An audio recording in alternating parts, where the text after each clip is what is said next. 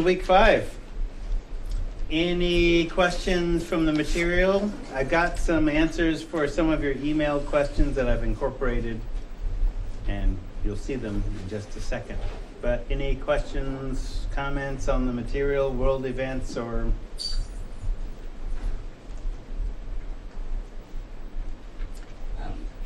I have some questions for you later. Okay. All right. Well, the question. So your papers have been received, especially if you've sent them electronically or delivered them physically. The reason they haven't showed up on the Moodle gradebook is because my computer is in the shop. My work computer can enter the grades, but that would mean either ignoring people who come to me for, their crises, or staying here until 9 at night, which I don't consider healthy. I used to do that. But now part of my stay healthy plan is boundaries. 9 to 5, okay, 6. But a teacher's job actually is not, is not just 9 to 5. It's like, it's weekends, it's after dinner's done and the kids are in bed. Well, in my case, that's over, but there it is. So, people ask about the Biopsychosocial Recon, how to do that. Now, how that is done is often up to your individual treatment agency, who will adapt or follow a form. Lots of them in the industry. They'll follow ASAM. They'll follow lots of different things. So what I'm doing, rather than teach specifically to those things, is I'm giving you an idea of what to do, at least in your head, and follow the form, because the form is about documentation to other systems, but the client doesn't care about your forms. The client wants help.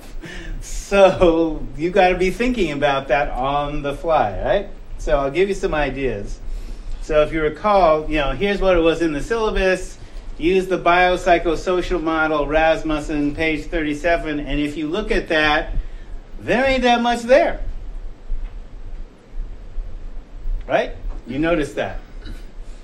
Paragraph from which you're to draw what conclusions? Well, that's a starting point. She just condensed that, and so I've kind of expanded that. So if you figure your solution's 4 to 6 pages, here's what I'm trying to get you to do.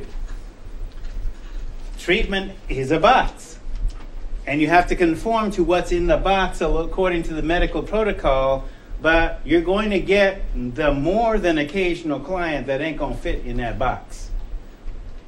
Sorry, that's the way it is. Someday you're going to have to treat you when you were using, and you got, years of recovery under your belt and years of professional experience, and all of a sudden you can walk in the door giving your attitude. And guess what? You're going to have to be cool, calm, and collected, right?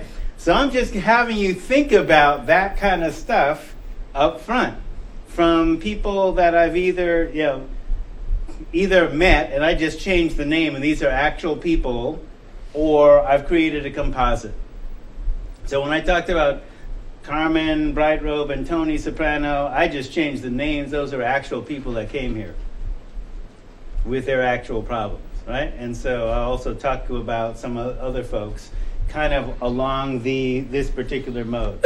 All right, so still do close the business week 6 next Thursday, which will also be when the take-home open book midterm will go out as well.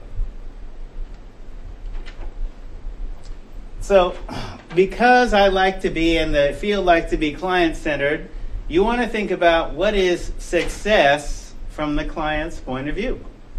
How can you help them get where they need to be?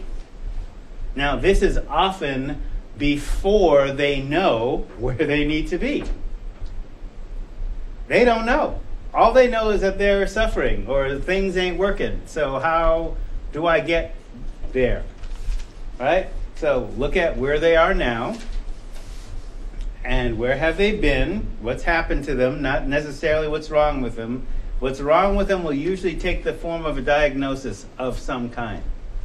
particularly if they're dual diagnosis. They'll come to you with a mental health diagnosis, okay, which you should dutifully read and understand what the symptomatology is that the shrink or doctor is describing, but that person may not know what the diagnosis means, just that I'm taking these meds based on this diagnosis, and I have not necessarily been given a skill set about how to deal with the things that have happened with me. So where have they been? What's their story?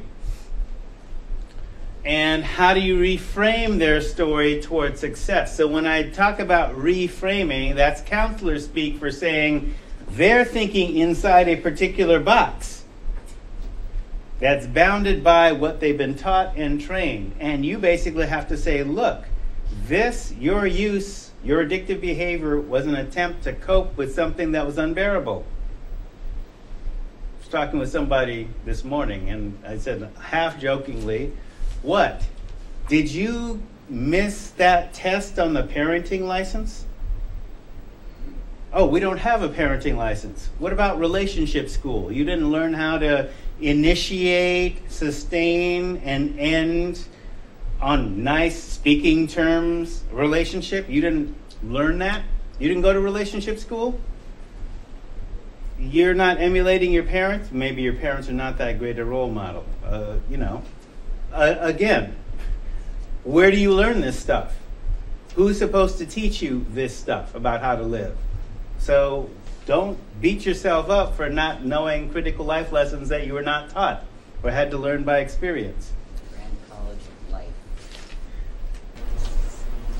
So, when I taught you to think about algebraically, what is the center of their pain? Where are the centers of their pain? What are the centers of greatest wounding that are probably going to be driving their addictive behaviors? They should tell you that, and you should know that, or also be able to sense that or draw that out of them by naming it directly and explicitly. That's our job, to go where they don't want to go, to give them permission to tell the truth for themselves. So, biological, the biopsychosocial recon. What's happening physically? Now, the idea behind neurotransmitter theory is we can connect drugs to feelings, but not necessarily the complex interaction that happens chemically, but we can have some explanation about what's going on with them physically by what they're taking and some of the emotions behind that. And there are lots of different theories. People have their favorite ones. We'll be talking about those in weeks to come. So what's happening physically as a result of what they're doing. What classes of substances, that basically is focusing on ingestive substance abuse addictions and their effect on body systems. You could also look at what are they being taught if their addiction is a process addiction like gambling or relationships, or certain toxic forms of religion or spirituality or whatever it is. Okay? How neurotoxic are they physically? That is what's happening. If you think of meth like you're ingesting brain cancer. Now, whether you develop cancer as a result, the effect of, let's assume they're using the Nazi lead acetate method, not shake and bake or whatever else is out there. Let's just assume the Nazi lead acetate process. Lead is getting into their nervous system by using. It's destroying their brain. Direct destruction of neural tissue. Yeah, you got 100 billion neurons, and maybe you can lose a few, and after a certain age, you're losing 10,000 a day anyway just by living clean, by age. But, okay, how neurotoxic is the drug that they're using? So meth is definitely at the top of the list, but alcohol ain't no picnic either. Okay, so what's happening neurologically in terms of what they're using, how toxic are they physically, and where, depending on what the drug is, we'll want to do, if they're doing injectable drug use, we'll be wanting to do a liver panel. See if they got any form of hepatitis. Hepatitis simply means the liver is inflamed. It can be caused by a lot of different things besides the hep C and hep B virus. But It basically means the liver is inflamed. You can have an inflamed liver from drinking, working in an auto body shop because the liver is trying to detoxify paint. Wasn't designed to do that. So how toxic are they physically, and where and how does it show up? You know, the classic pizza face that happens outside of adolescence with meth is a breakdown, partially of the immune system and also toxins leaving through the skin as well as through breathing. And where are the signs and symptoms? What will happen with withdrawal? Generally, depending on where you are in the treatment continuum, you should be past this, but often you're not, because they'll relapse. They'll relapse. Relapse is basically, scientifically, medically, part of the process. You can't expect to stop a 20-year habit in 7 days, or whatever the detox period is. So don't give them permission to use, but don't be surprised if they relapse. It's predictable. So that's biologically. What is happening as a result of the addictive process psychologically and emotionally? Certain drugs numb your feelings, or you're taking certain drugs to numb feelings. That becomes a habit after the drug leaves. And then all of a sudden those emotions come to the fore because they're not being suppressed, which is not the only way that you can suppress emotions. Just the most common way. So, what's happening as a result of the addictive process, psychologically and emotionally? What neurochemical systems are being affected? Therefore, what emotions are being generated or suppressed as a result of use and also recovery? The way I like to ask this question, what are the problems to which addictions are the answer? Well, they're not necessarily the answer, but they've been using the addiction as an answer to a problem. And it's solved only a part of it.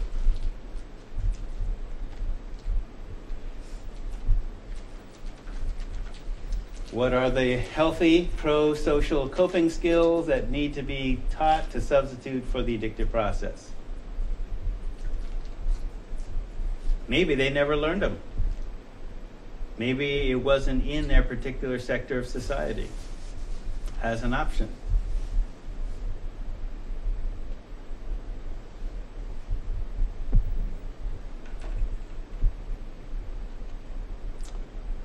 And what are the social or societal structures outside of the person? What are those things supporting the addiction? Is it your neighborhood? I had a client yesterday talk about, well, I live in this section of town where, hey, it's a trailer park and I don't have to pay for anything. I can just go across the street and use for free. What do I do? Well, I don't like going to Jesco. Look, sometimes your trailer park is a state of mind, okay? And it's hostile, just like, because this person was, had been incarcerated. So, like, did you use when you were in prison? Because it is a well-known secret you can use in prison. Hope they don't kill me for that. Right? You can use in prison. But if you don't, all right, how does your cell become a sanctuary or whatever, or is it? If you weren't able to use within prison and didn't, how is your little, because the person described their trailer as smaller than my office, or they were sharing with a relative. Okay, how can that be a recovery sanctuary for you? Okay, because if they aren't delivering to your door, then the problem is your no is becoming no-K for using, like just say no, and no becomes no-K.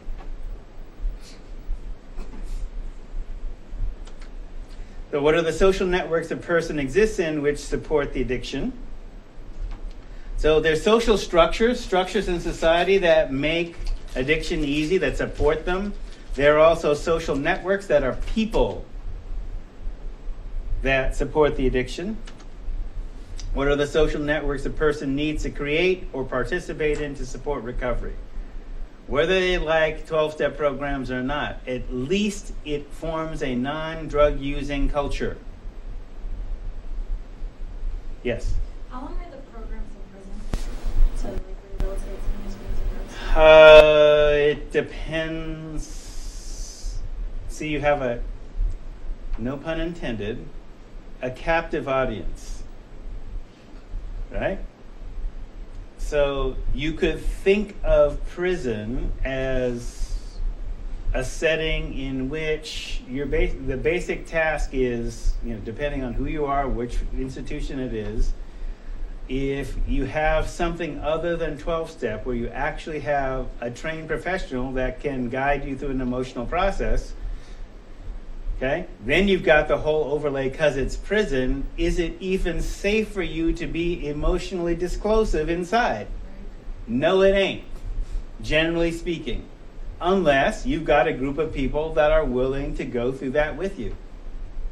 So what, if you have a history, if you go to prison, is it offered to you or is it mandatory? Depends on the institution. Yes, it's offered to you. It's not mandatory, but you can get like maybe a year off, at certain facilities if you follow through with the program. You get a year See, because off. my brother has a history, and then he went downtown last year, I think it was, and tried to rob someone with a knife point after he'd already been stabbed and almost killed the year before, and he's looking at 7 years. But I'm just wondering, like, how probable is it that he's going to come out in 7 years when I left? That's the Yeah. Yeah, what's going to be the support system when he gets out? Right. There's that. Yeah. Okay, and the support system when you get in. Because when I talked about Carmen, all right, treatment for her was, we'll offer you meds, but not grief counseling. And fortunately, in her women's facility in this state, she could get into some well-briety stuff because they were allowing that to happen. But that is not like structured treatment. It's not necessarily optimal. So, I've seen the gamut of experience, basically, in terms of, what's offered where. You do federal time, maybe you'll get something at Sheridan, as an example. Yeah, Actually, I have to talk with somebody that just got out there. People that would not smoke for 5 years and be in prison and didn't smoke for 5 years, and the first thing they did when they got out is to go grab a pack of cigarettes. So Yeah. it's up under like who you are strength-wise, like what's your main, what are you trying to do? Like, you really can't tell with somebody else and what they're really trying to do. You'd be surprised when people be in there, they just say, yeah, man, as soon as I get out, I'm going to go get me a hit. Right. Man, you've been down 6 years. Right. Yeah. That's the mentality of some people. Right. And, okay, you're on paper, so don't do that. Yeah. They're looking for you to fail because, there's a financial incentive. They get money for you being inside. So why walk into that? But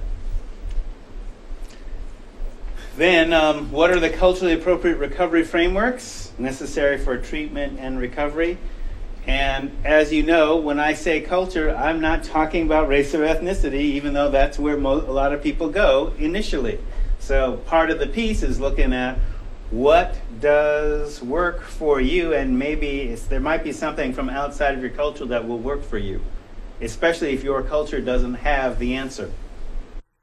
In particular, and we'll see how that works shortly with some of my examples. So, not trying to get philosophical on you, there's a koan in Zen. Zen koans are like a jawbreaker for the mind, that you meditate on the phrase and you kind of apply it to your life. So before Zen, mountains are mountains. That's before enlightenment. So Zen is not only the end state, it's a process of looking at life as it is. So before Zen, mountains are mountains. During Zen, that is the process of enlightenment, mountains aren't mountains. After Zen, mountains are mountains. Now to explain that, for example, in academic terms, when you first see a tree, before you take a biology or botany class, it's just a tree. When you take a biology and botany class, then you learn about roots and stems and condyles and leaf structures and oxygen transport and all these complications. Okay, so the middle piece during Zen, that's the complication phase. After you go through the complication phase, it's a tree, but now you have a higher understanding of it.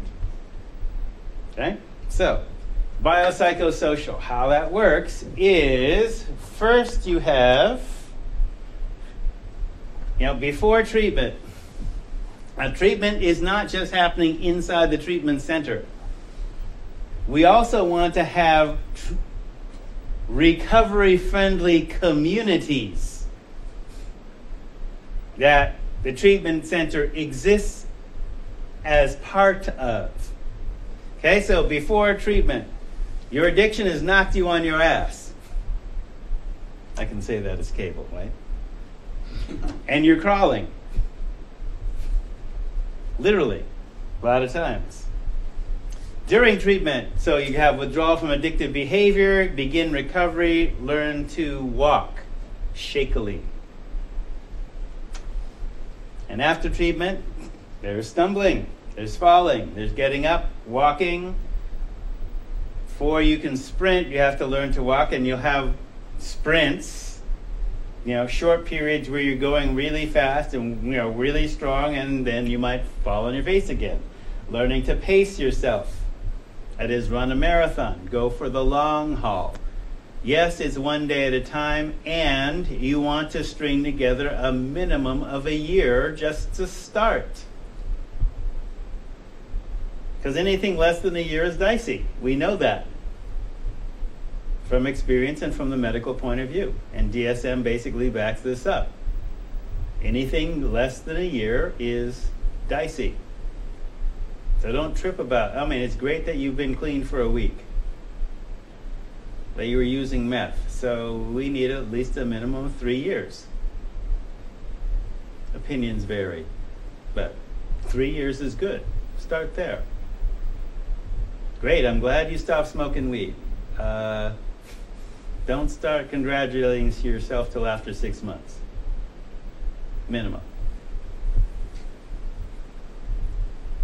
Okay, so giving those real world expectations. A year, minimum. Because people really can't believe that people can be clean and sober for 20 plus years. But there are lots of folks in town, I know them, you know them, that do that.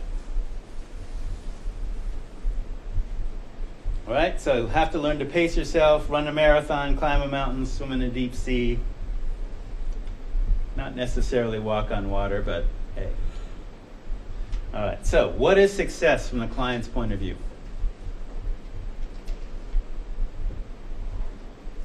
Where does a client need to be in terms of knowledge, skills, and abilities gained as a result of the treatment experience? What do they need to know that they don't know? And how can you impart that to them? What do they need to do that they don't do?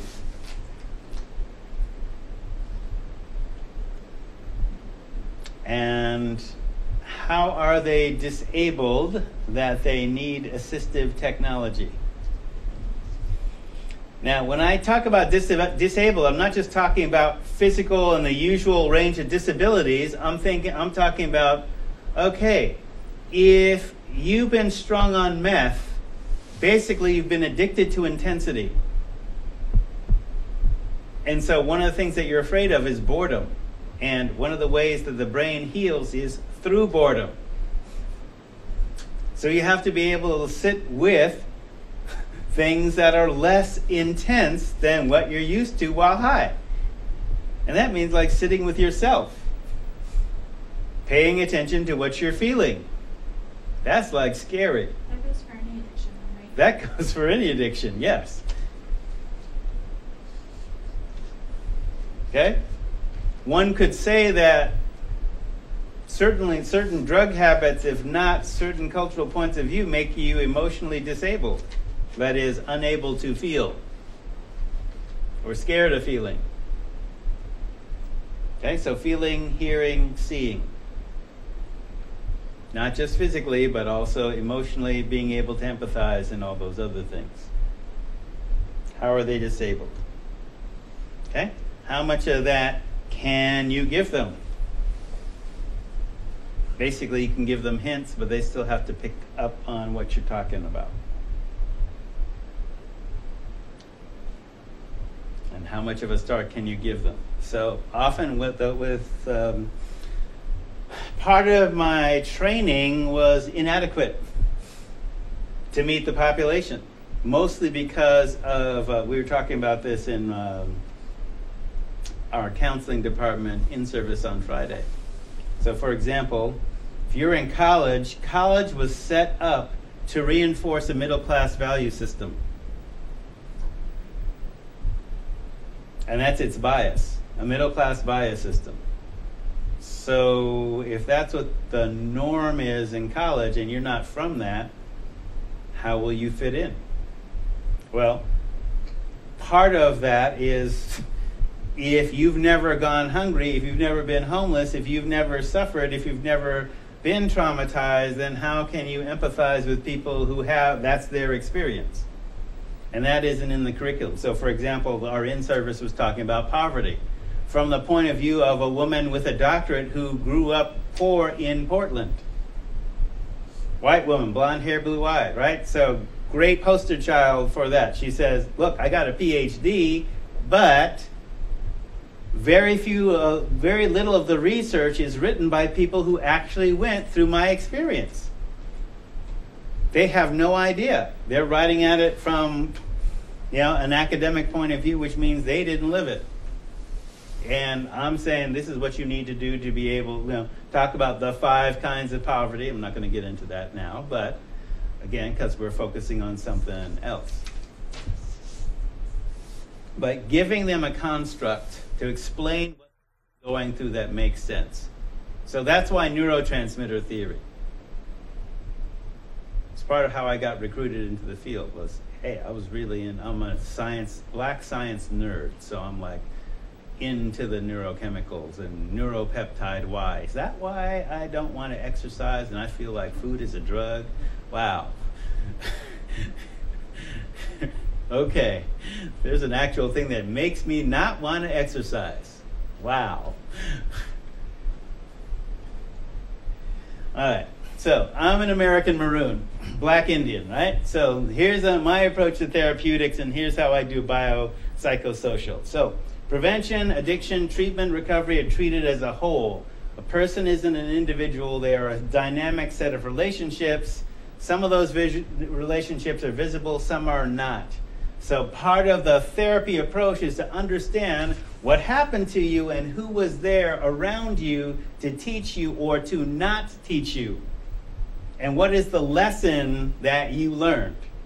So we have to look at the social networks, the structural networks in society, and all the other things.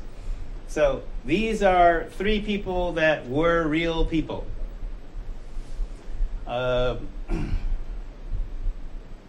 And you'll see the demographic. And so when I'm talking about a biopsychosocial, I'm basically capturing each one of these in a couple of paragraphs, which you could then expand and write, because basically what I've got here, because what a biopsychosocial is, okay, where's this person at and where do we need to get them to in the time that we have them?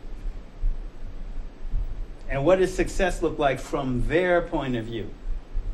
And what if our standard therapeutics don't work? What do we do? All right, so Kathy.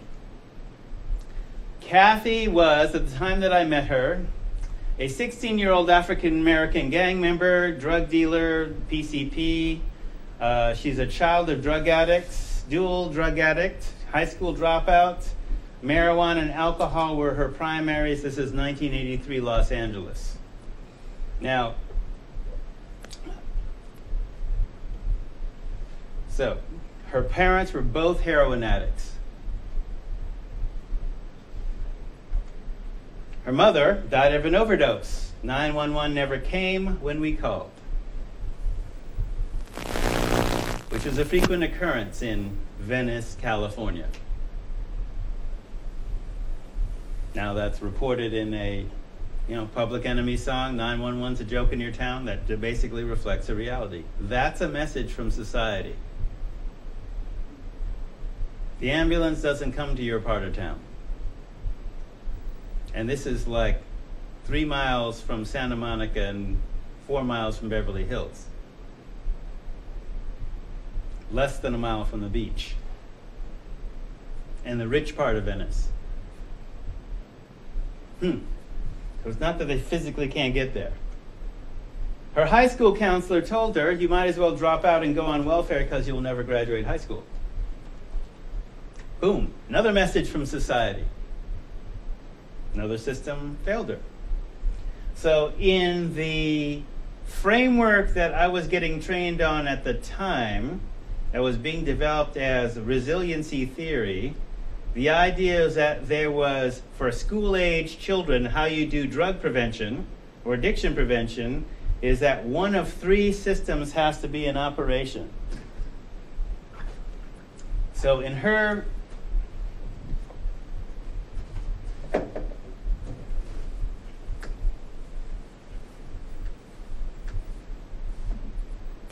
see, I didn't know this at the time. Okay? So, first, you have the child or student, and they are surrounded by the family. Family teaches them values and life lessons, etc., etc. But if your parents are both junkies, what kind of values are you getting, and how long have they been junkies? Were they junkies in critical parts of your upbringing? Did you have to take care of yourself? Did you have to, revive mom after the nod? Did mom nod out? Yada, yada, yada, right? All those stories, right? Family. Then the school, which is also the primary socializing tool. And then the community. So when this construct, basically resiliency, now we call it strength-based, now we call it developmental assets. Basically the theory is, ideally, all 3 of those systems have to work to produce a resilient child. But the reality is only one of them has to work to produce a resilient child. Only one. It's better if it was all of them, but only one. So in her case, family failed her. School failed her. Community, basically, I was working for an agency that did gang outreach and employed me as a drug counselor for gangs, which meant we're not actually doing addiction therapy in the street. We aren't. At best, all we could, because you can't bring them into the office because we were in the footprint of 3 different rival gangs, plus West Side Crips, which she was. And at the time, the Crips were dealing PCP, not crack. This was 6 months before crack hit LA. All right, so family, nope. School, nope.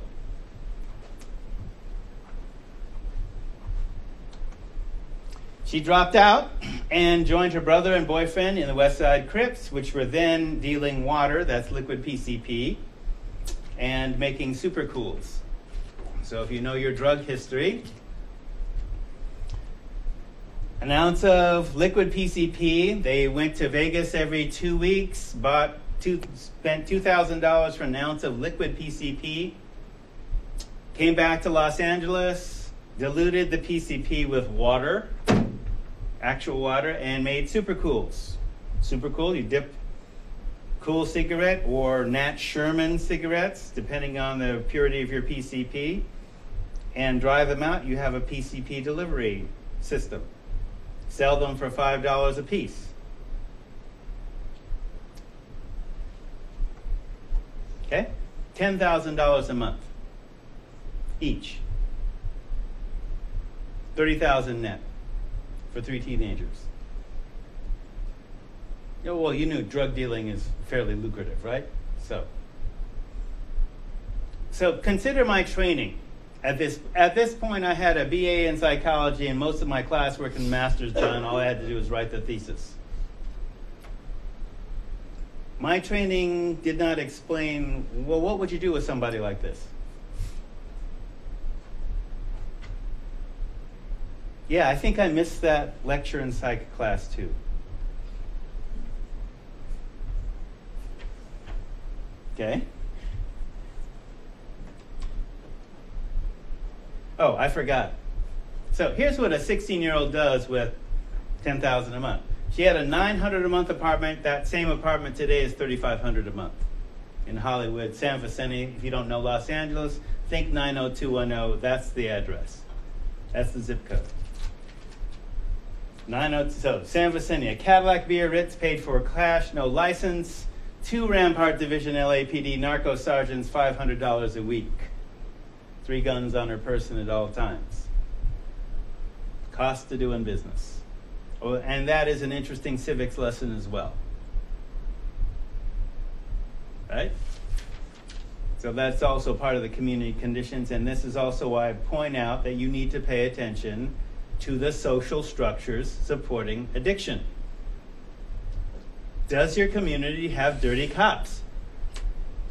Does your community have a regular underground economy pipeline where, I was at the gang symposium here a month or so ago, and basically, this sociologist from Portland was saying, one of the Bloods said, look, the Bloods are hiring, Hewlett-Packard is not.